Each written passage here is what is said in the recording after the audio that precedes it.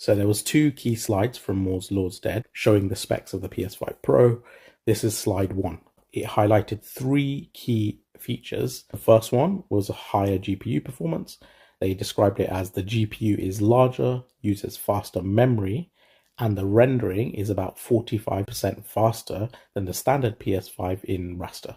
The second feature was new ray tracing architecture, which they say is 2 to 3 times faster than the standard PS5. And then the final thing of the three is PSSR, obviously the machine learning hardware and algorithms. Now let's compare it to what PlayStation actually revealed. PS5 Pro substantially improves over PlayStation 5 in 3 ways. Here's what we call the big 3. First, we made the GPU much larger and increased the speed of the memory it uses. The result is rendering that's up to 45% faster. Second, we made major upgrades to the ray tracing, taking a streamlined and accelerated approach that allows calculation of the rays at double or even triple the speeds of PlayStation 5.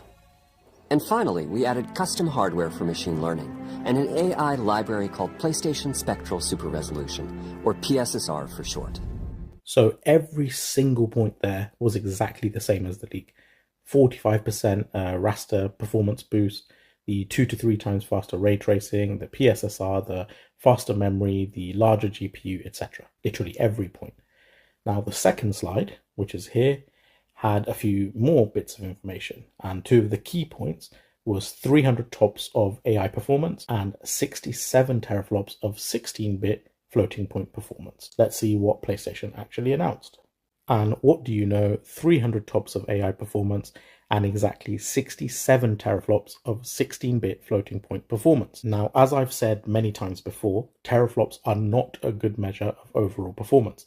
Hence, something like the 10.28 teraflop PS5 often outperforms the 12.1 teraflop Series X. But teraflops do give you some of the specs of the system or console based on the maths.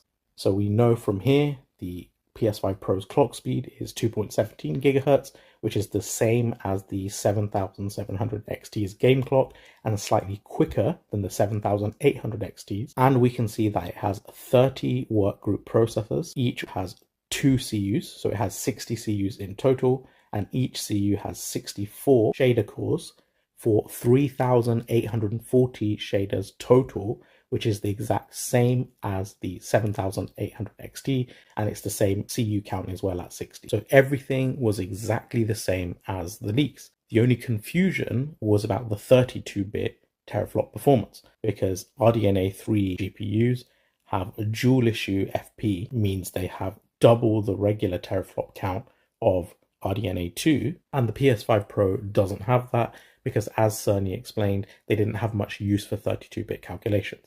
It does, however, have 8 operations of 16-bit performance, hence 67 teraflops, exactly like the